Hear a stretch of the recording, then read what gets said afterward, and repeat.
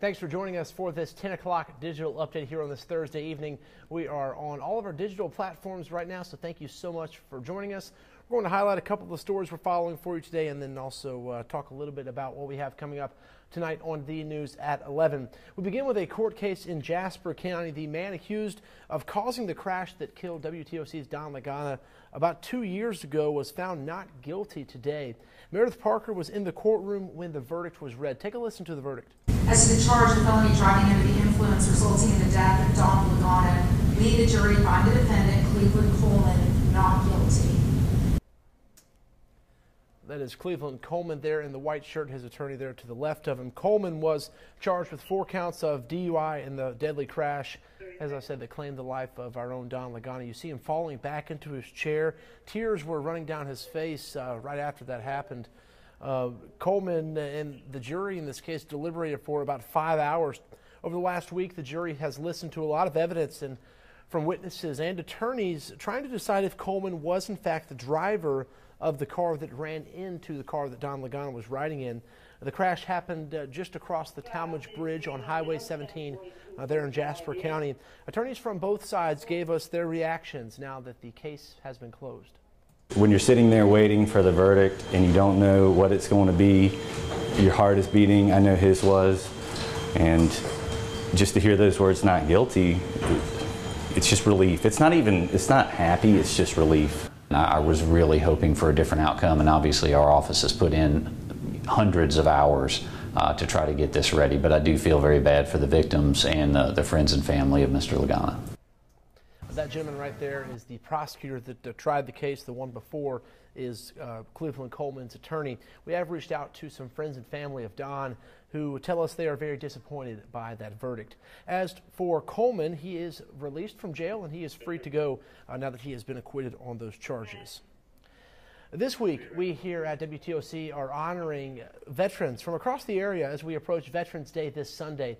Tonight, our Bureau Chief Dow Kennedy takes us to the Mighty 8th Air Force Museum, where a woman is sharing history she lived. Take a listen. The Mighty 8th Air Force Museum depicts much of World War II history. Betty Robarts brings it to life.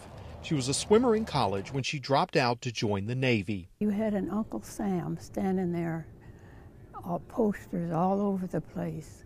Uncle Sam needs you. A friend began writing to an Air Force pilot.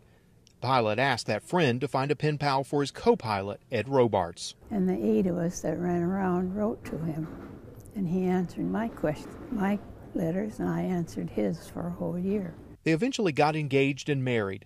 Betty's service as a Navy wave had her helping on a top-secret machine that helped break the Nazis' Enigma codes. I never knew what they were for. We never asked any questions. Well, in fact, they said if it did speak, we were going to be shot at dawn, and a little 20-year-old didn't want to be shot at dawn, so we didn't. Dawn or any other time. Yeah. Finally, in the 1990s, around the time the Mighty 8th Museum opened, Miss Betty and many of the surviving waves learned what that machine was about and their role in defeating the Nazis. The Robarts began volunteering at the new museum and finally shared to each other about their service. He saw people that were in what he was doing. I mean, and he just opened up. She stayed involved here even after Ed's death in 2009. She answers phones, welcomes visitors, at no loss for words. She also takes a break to walk outside to the chapel, where her husband's ashes rest, with a spot reserved for her. I have a feeling that he's right here with me, and he's probably telling me to shut up and don't talk too much. She says she'll help inside to tell the story as long as she can and be close to Ed. In Pooler, Dow Kennedy, WTOC News. That's a great job on that story there by Dow. It reminds me of one of my favorite movies where they cracked the code there with the Nazis in World War II. So good job on that piece, Dow, and thank you for your service there. To another really good story here and a big weekend for folks in Savannah. If you've never been here for the festival, for the Food and Wine Festival, it is a great time. Lucky for you, our Syria Sandlin has all you need to know ahead of the 6-day extravaganza. Incredible food, amazing wine, and everything in between. The 6th Annual Savannah Food and Wine Festival is well underway with the weekend full of events. This is the Savannah Food and Wine Festival, which is Savannah's biggest culinary week of the year. And not only for local chefs, but chefs that are visiting, winemakers that are in town, distillers that are in town, lots of wine, beer, spirits, lots of things going on. We've created some new events, the East and West Barbecue. Everybody wanted more barbecue, so we've got another event on Sunday. We created a sparkling garden with a champagne fountain for Saturday. So more of a party. We're sponsoring the Big Green Egg Grill class. Grilling on the roof, how cool is that, on Friday.